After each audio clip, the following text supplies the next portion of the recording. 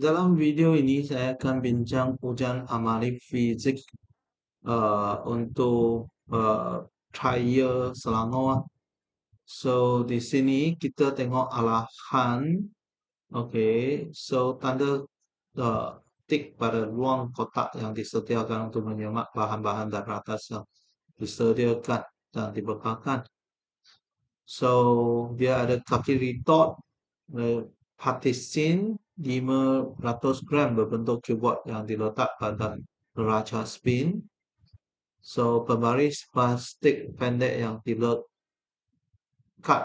pada partisin. Bikar 1 liter air 400 ml. Pengapit G, sisi meja, kain lap. Okay, so uh, nomor 1, Anda dikehendaki menjalankan satu eksperimen untuk mengkaji hubungan antara kedalaman plastisin yang tenggelam dalam air D dan daya apungan buoyant force FB. Okay, dengan menggunakan bahan dan radas yang diberikan. So kita sediakan radas seperti dalam raja 1. So di sini kita ada pengapit.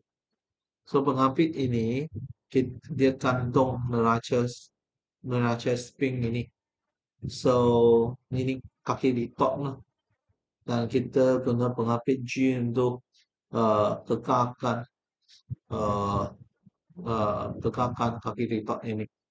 So kita ada neraca spring ini kantong, okay, plastisin berbentuk cuboid digantung di neraca spring sini. Dan sini ada pembaris plastik pendek. Kita letakkan plastisin ini ke dalam air, okay, yang berada dalam bikar ini. Ini sisi meja.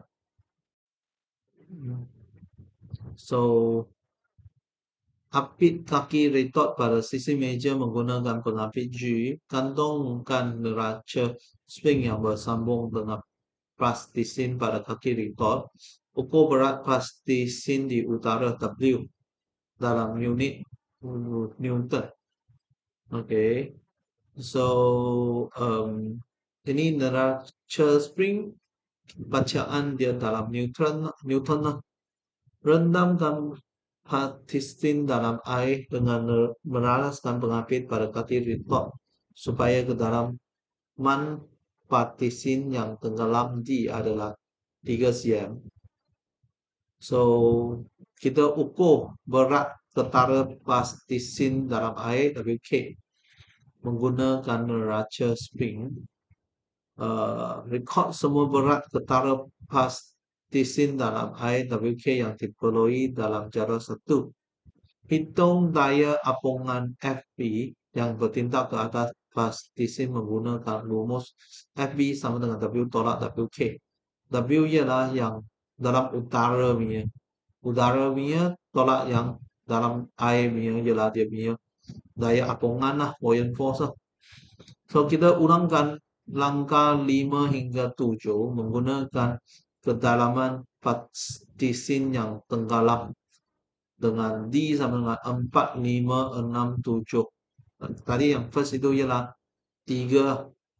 So seterusnya keluarkan plastisin dari air setelah semua bacaan neraca spring diambil.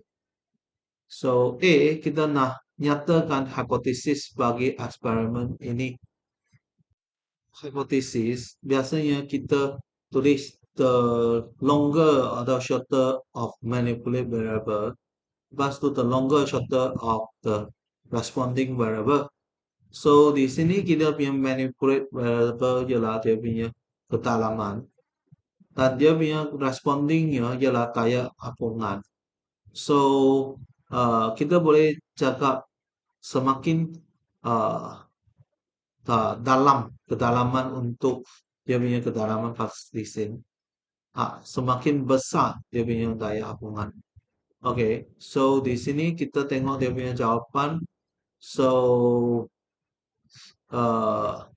kedalaman plastisin yang tenggelam dalam air bertambah, daya apung bertambah.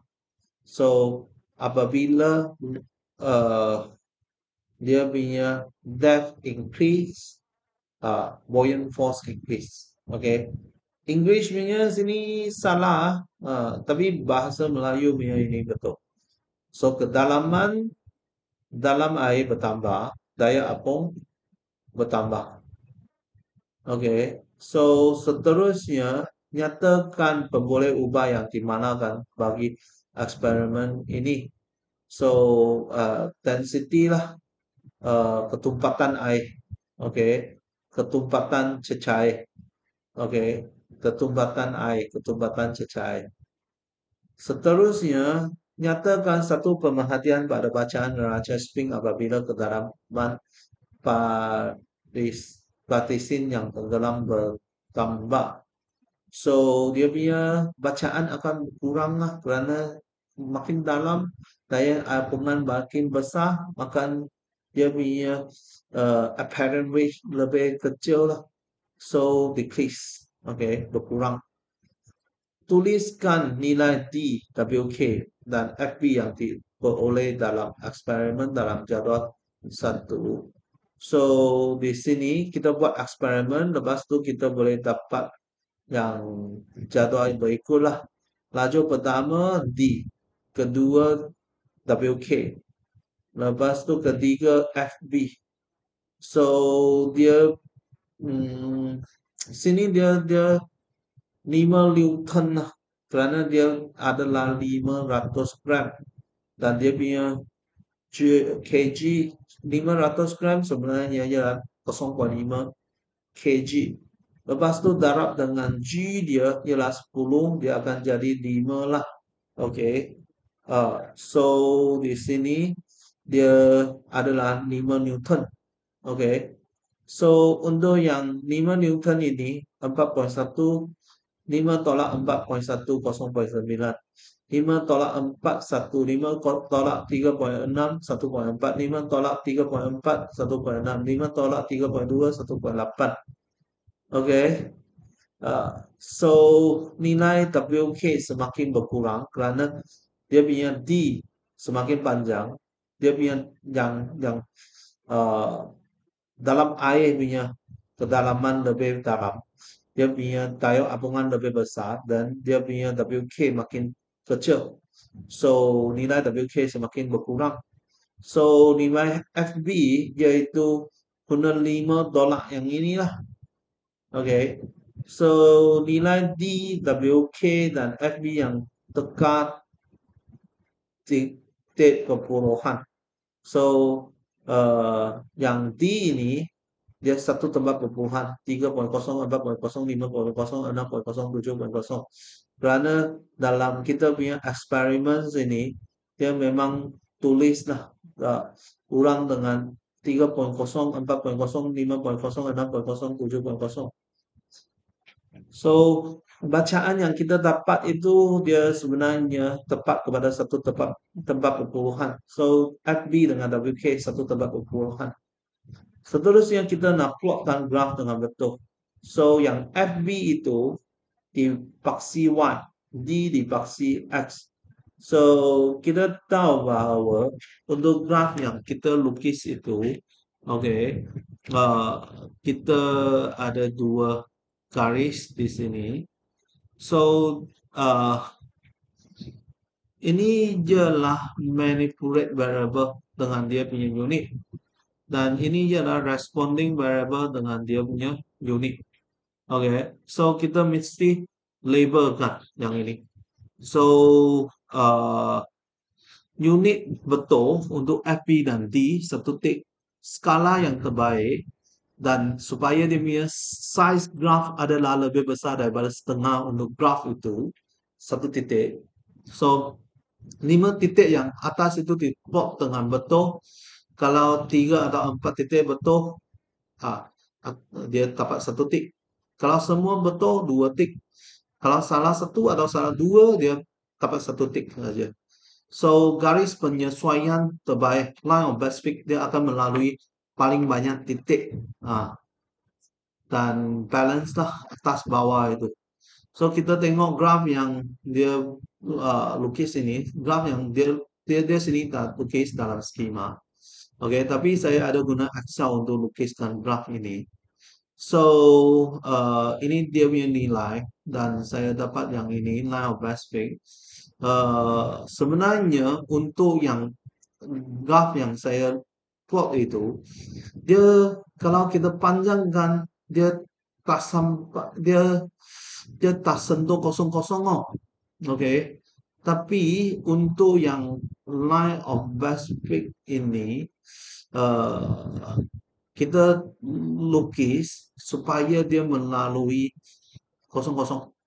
Oke. So dia uh, sini kalau saya tambah satu lagi, oke, saya ada kosong kosong itu. Uh, so supaya dia melalui asalan. So dia melalui asalan, oke, maksudnya dia adalah directly proportional. Hmm. Oke, so kalau boleh lukislah graf yang melalui asalan. Kerana untuk seterusnya soalan, dia nak kita uh, berdasarkan graf, nyatakan hubungan antara kedalaman dengan dia punya daya apungan. Kalau ikut prinsip Archimedes, kita tahu bahawa dia adalah berkada terus. Okay, directly proportional. Okay, tapi you nak membuat kesimpulan bahawa dia berkada terus, ada satu syarat yaitu dia kena melalui asalan. Hmm. Lepas itu ramakan perubahan yang berlaku kepada kecerunan graf jika air dalam bikar diganti dengan air garam. So untuk air garam kita tahu bahawa buoyant force itu sama dengan V rho G. Okay, so F berkada dengan V. So dia punya constant itu ialah rho G, iaitu kecerunannya ialah rho G. So untuk air garam dia punya rho meningkat. So dia punya gradient rho G akan meningkat lah. So dia punya rho meningkat, rho G akan meningkat, so M akan meningkat. Okay, so untuk dia punya uh, soalan ini, kalau kita guna air garam dan dia punya kecerunan graf akan bertambah. Okey, kecerunan graf akan bertambah. So dia nak apa yang berlaku kepada kecerunan graf.